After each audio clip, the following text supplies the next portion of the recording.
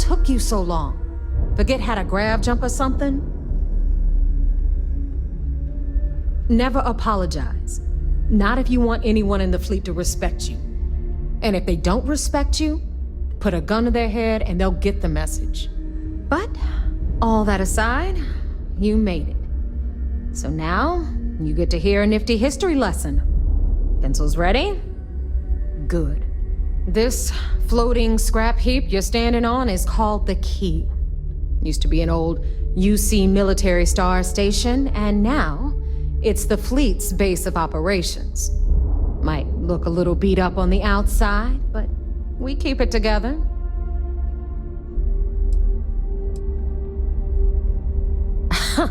You think? And that's only part of it. I'll let Delgado fill you in on the whole story. He tells it better anyway.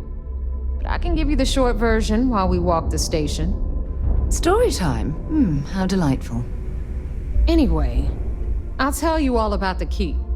But it's better if I show you too. Follow me. All right, history time.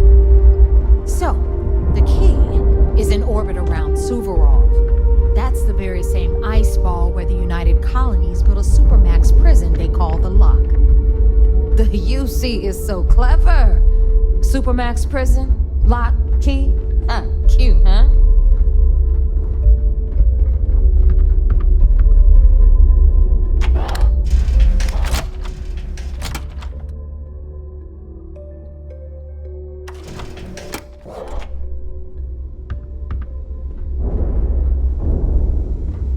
Now, we've got everything the fleet needs right here.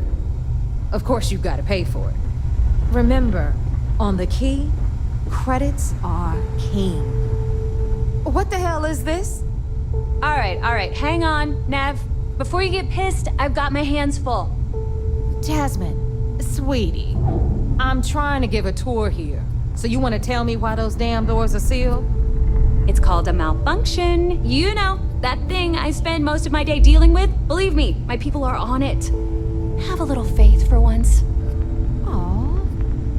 And you always, Angel. This here's Jasmine. You need anything for your ship, she's got you covered. We'll hit up the depot next since these doors have given out on us.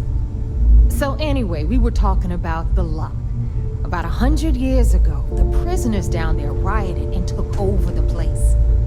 After stealing some ships, they were actually able to make it up here and took over the Key. About time you brought us new blood, Neva. I was getting tired of trading with the same old faces. You're just ticked everyone's getting wise to your ridiculous prices, Aludra.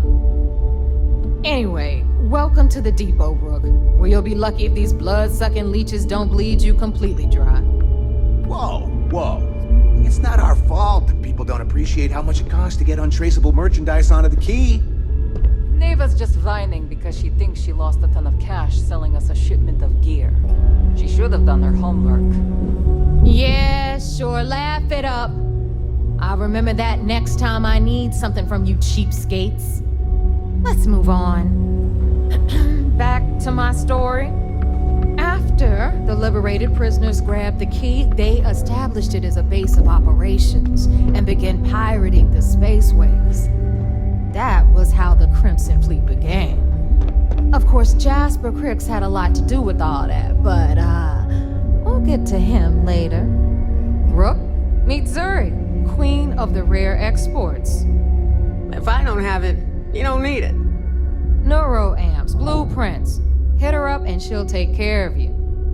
Speaking of which, you still owe me for that last purchase, Neva. It's like 5 figures. Don't make me collect it the hard way. The hard way? Oh no. Rook, protect me from Zuri's vengeance.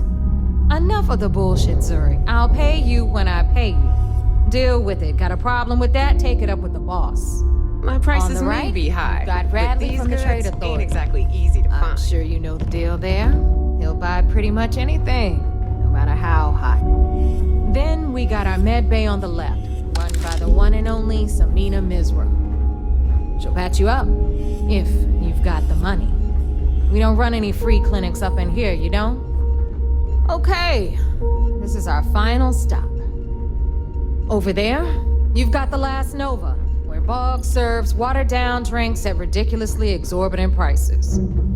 And right here is the most important place on the entire station, the Reckoner's Core, run by the incomparable Shinya Voss. Another new rook, Neva?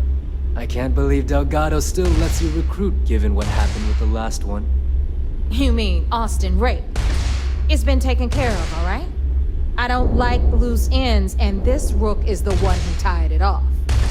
Perhaps next time you'll try to be a bit more discerning regarding your choices. It's far more cost-effective. Yeah, love you too, darling. Anyway, Shinya handles our lifeblood. The money. We call him our Reckoner, but if you ask me, he's actually a pain in the ass. And Neva will slit your throat if she thinks you'll bleed creds. Go to hell, boss. Take care of our new friend here, or I'll find a way to pull the pin on that little party popper in your chest. Anyway, Shinya will get you set up in our system. I've got real work to do. Once you're done, head upstairs and I'll introduce you to the boss. Time for a proper introduction. I am Shinya Voss, the official reckoner for the Crimson Fleet. And since Neva so thoughtfully mentioned it, yes, this is a bomb embedded in my chest. And no, I'll never know the meaning of the word humble. In fact, I find Delgado's idea of a security measure to be quite empowering.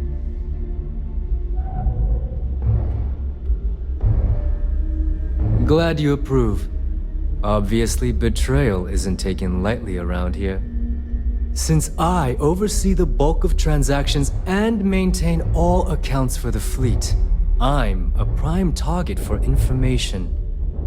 Should our enemies capture me or I grew any semblance of a moral conscience, you might consider me the greatest threat we have. For Delgado, the bomb grants peace of mind and a certain degree of safety. It's been over 5 years since I've stepped off the key. Leaving this place puts far too much at risk. Now, let me get you set up. A moment while I convene with the core.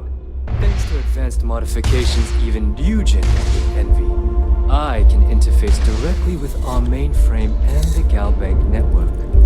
This allows me to move and clean credits faster and more efficiently than any run-of-the-mill cyber runner. There, you're done. All you need now is Delgado's blessing, and you'll be one of us. Getting into the system is a piece of cake. Getting out? Not so much. Anyway, I need you to listen up. Thanks to our relations with contacts across the galaxy, we always have a steady stream of jobs available. I've granted you all the necessary permissions to access these listings at any time, using the computers that surround the core. If Neva's chosen wisely, we certainly will. Now, I believe that covers all I have to say, so you can run along to Delgado. Take the elevator to the upper level. You should be able to find your way from there, I hope. Alright, listen up. You can all stop complaining. Atrium 2 doors.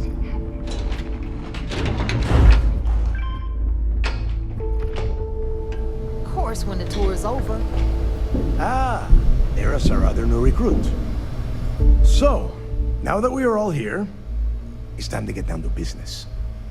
The two of you are the only rooks that have made the latest cut. The rest, well, let's just say they won't be joining us ever again. Neva's willing to put her neck on the line and vouch for you, which means you've got what it takes to join the Crimson Fleet.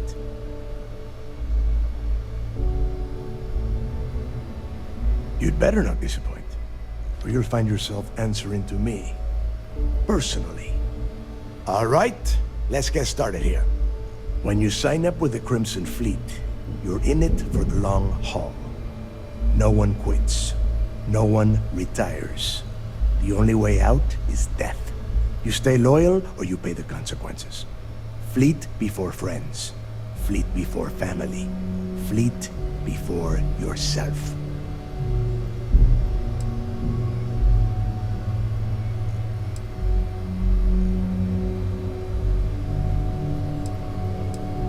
Boss.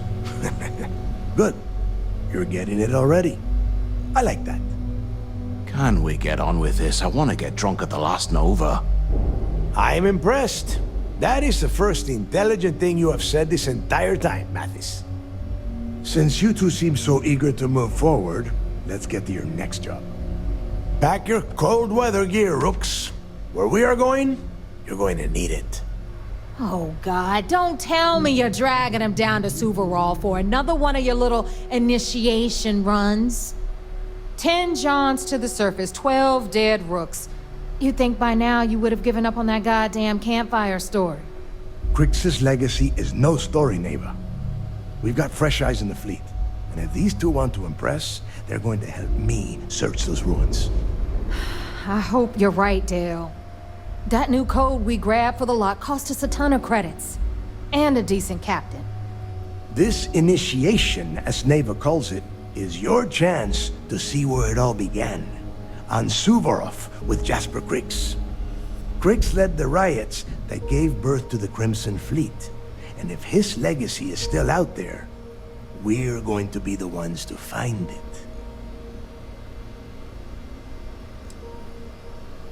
Through a bit of luck and a hell of a lot of cash, Neva was able to get her hands on an access code to the inside of the lock. This will be the first time someone from the Crimson Fleet has set foot in there for, well, since Crix left the place behind. It has been frustrating being this close to potential clues, but not being able to find a way through those prison walls.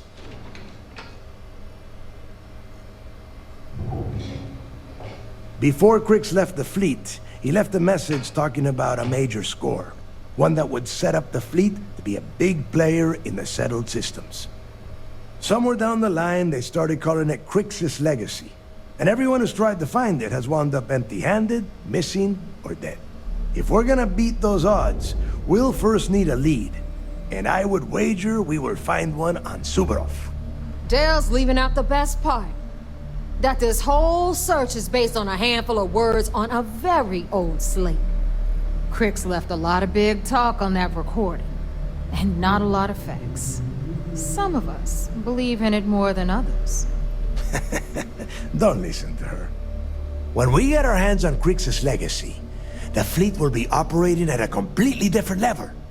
We will become more than a match for UC Systef. Exactly. Now you're beginning to understand. Okay, enough discussion. We have got a lot of work to do. To that end, the next stop is the lock. I've had Jazz feed the coordinates into your ship's computer. Since Mathis doesn't have a ship, he's going to ride with me. I'll see you down there, Rook. Don't keep me waiting.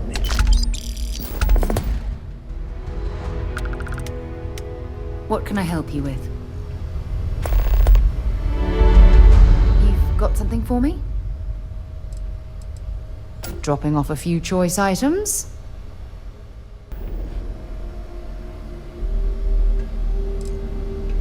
Fine by me. Exploration is my entire life. I consider it both a career and recreation. That being said, I will make a confession, but you have to promise to keep it between us. Before I graduated from school, I was in a band. And no, I don't mean the school band. I mean a rock band. We called ourselves Ironic Comet. A ridiculous name, I know. But we were just a bunch of teenagers getting together and having fun. And before you ask, no, I wasn't the lead singer. I actually played the drums. The band never really went anywhere, of course, but those were good times, and I remember them fondly.